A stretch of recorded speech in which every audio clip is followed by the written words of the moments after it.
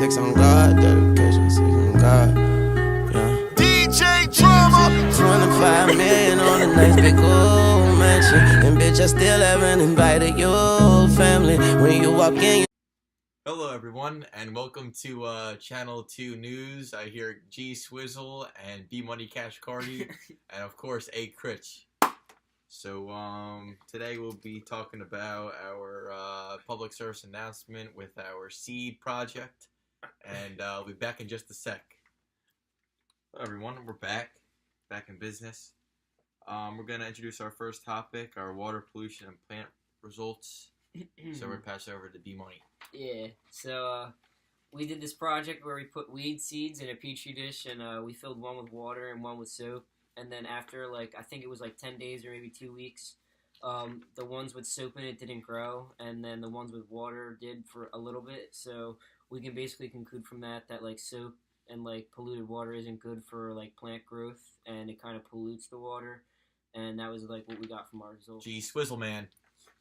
So our next topic we'll be talking about is the water cycle.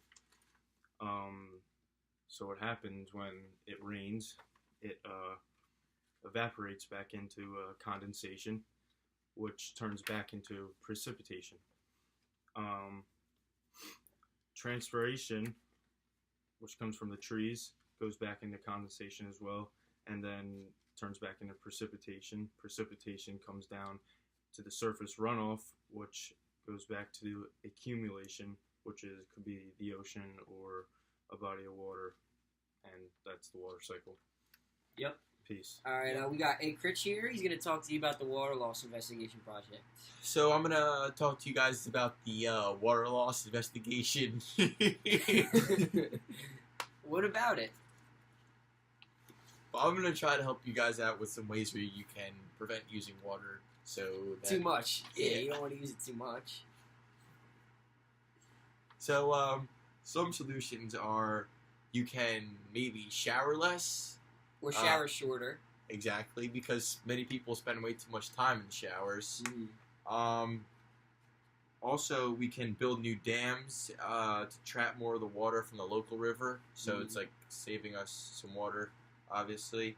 And finally, we can raise the price of water to discourage excessive use of the water.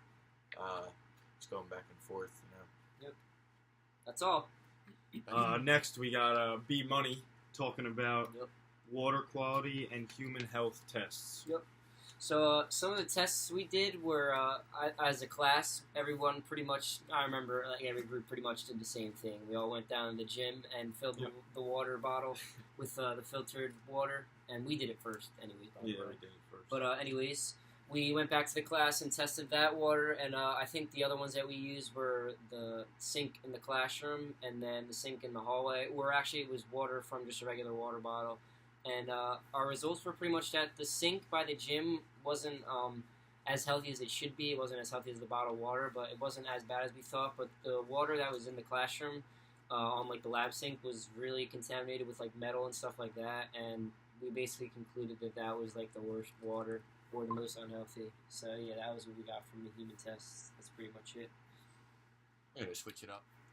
Gray's Green Gang of the track, So our next topic is gases and ocean acidification. So in class, we tested 4 gases: oxygen, nitrogen, carbon dioxide, and hydrogen. And we concluded that carbon dioxide is doing the most damage to our oceans because it comes from cars and fuel that we use at home. It's due to the Industrial Revolution, which began roughly in 1750. It's been since then our oceans have been experiencing very high acidification, and so we just have to find ways to lower our usage of gas and fuel. Peace. Yep. So we got A Critch here. 1,000 ways. By the way, he's got a True shirt on. If you guys couldn't see it. Yeah, we're rocking. So he's gonna talk to you about acidification and death of coral reefs. Yeah. So for you guys remember back when with the Plastic Ocean movie. It educated us on this topic. So some of the things it was saying was a fact being 8 million tons of plastic is dumped into the world ocean every year. So people just decide that they're going to run into the ocean with their piss or their poop. And that's pollution. Garbage. Trash. Oh my God. And finally, 80% of plastic leaks from the base sources. Garbage cans. It also says here that 50% of the pollution are only used one time instead of trying to reuse, reduce, and recycle like we should do with plastics. People just screw it all up in the end. So, Yep. Recycle. so next topic is going to be Tragedy of the Commons by B Money 3C Cash Cardies.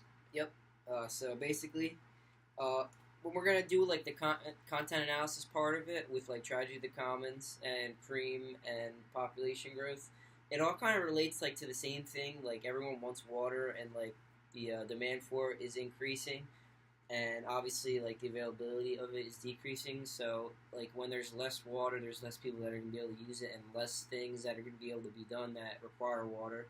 So over time, just like that's like the tragedy of the commons part of it. Like there's just less things you can do, and there's less water available. That's pretty much it. So yeah. So now we got G Swizzle. He's gonna talk to you about human population growth and tragedy of the commons to finish it off. Tragedy of the Commons works in with water because when the human population goes up, there's more demand for water. So obviously the supply of the water will be going down, and the population will continue to go up. So the demand is gonna keep going up. So we gotta find ways to conserve water and to make it happen, you know? Hello everyone, we're back. Just would like to wrap it up. Just say thank you all for joining in on my news talk on Channel 2. Yep. Finish it off with G Swizzle and B Money Yep. Cash Cardi. Yep. Give them the pieces. Yep. Peace. Alright, yeah. Peace. Peace. Yeah. I really know what shades when I do my verses, but sometimes I don't want to see my words. Yeah, like for you. Sick shit. Yeah. Hello.